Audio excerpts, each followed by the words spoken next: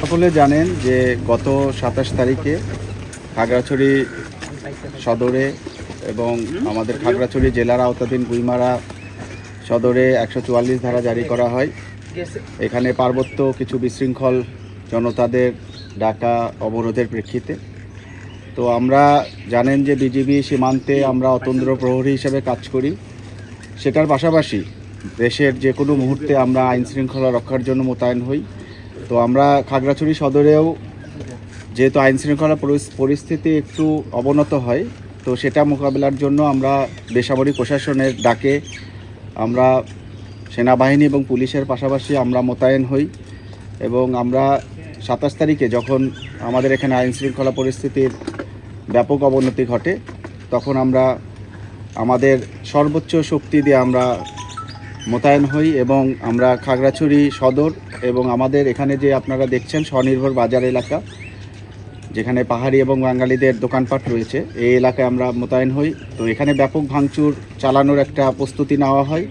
তো সেখানে আমাদের বিজিবির খুব দ্রুত পদক্ষেপের কারণে এই এলাকায় আমাদের নাশকতা সৃষ্টি করতে তারা সক্ষম হয়নি এবং আমরা পাহাড়ি বাঙালিদের মধ্যে যে সংঘাত, এটা আমরা অনেকাংশে প্রতিহত করতে সমর্থ হই।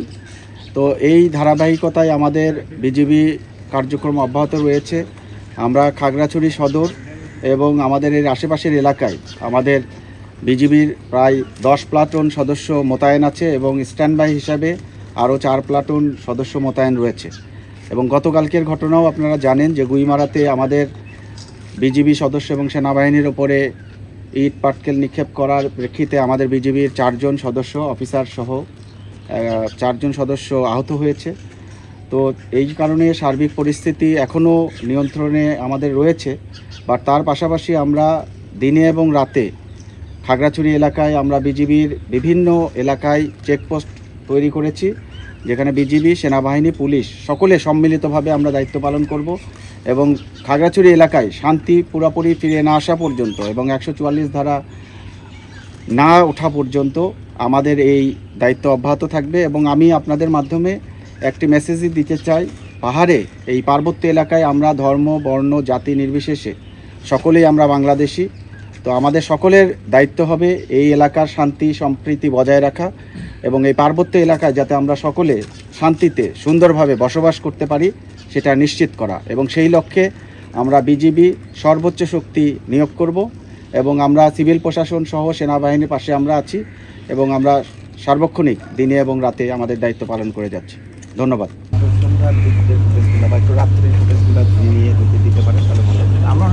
ওনাকে বলে রাখি, যারা আমরাও করে দেওয়ার জন্য সেটা হয়, আমরাও করে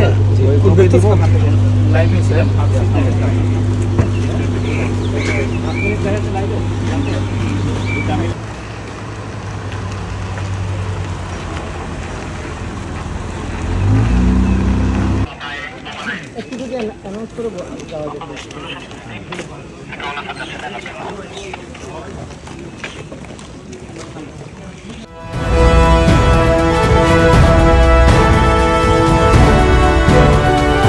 জনতা টিভি, জনগণের আয়না।